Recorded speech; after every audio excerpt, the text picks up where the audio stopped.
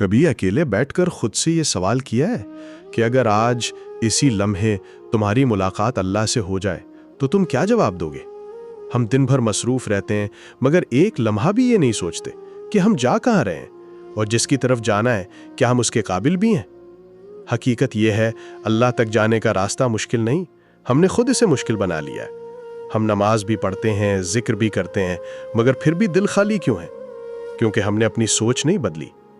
صوفیہ فرماتے ہیں اللہ کو پانے کے لیے قدموں سے نہیں بلکہ دل اور سوچ سے سفر کرنا پڑتا ہے۔ جب تک انسان کی سوچ دنیا میں الجھی رہے گی وہ اللہ کو نہیں پا سکتا۔ اللہ تک جانے کا پہلا قدم اپنی سوچ کو بدلنا ہے۔ حضرت مولانا رومی اپنی مثنوی میں ایک خوبصورت واقعہ بیان فرماتے ہیں۔ ایک شخص نے بہت قیمتی کھانا تیار کیا اور چاہا کہ اسے ایک مٹی کے برتن میں رکھے، مگر وہ برتن اندر سے گندا تھا، بدبودار تھا۔ جیسے ہی اس نے پاکیزہ کھانا اس میں ڈالا، کھانا بھی خراب ہو گیا۔ تب اسے احساس ہوا کہ برتن کی صفائی کے بغیر پاک چیز کو محفوظ نہیں رکھا جا سکتا۔ بالکل اسی طرح ہمارا دل بھی ایک برتن ہے۔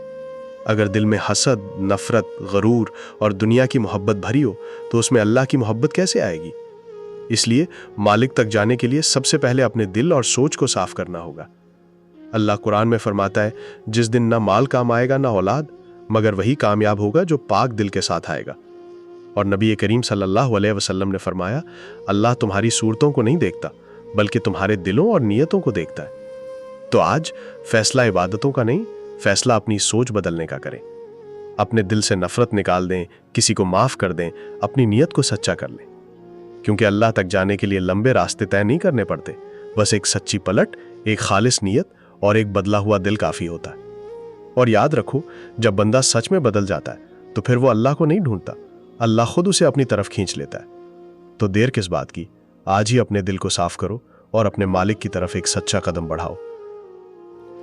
مزید ایسی روح کو سکون دینے والے بیانات کے لیے ہمارے چینل صوفی سول اردو سے جڑے رہیں۔